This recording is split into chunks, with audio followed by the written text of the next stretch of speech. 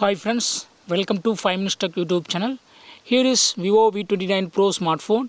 In this video, you will learn how to turn off notification history in your phone Vivo V29 Pro.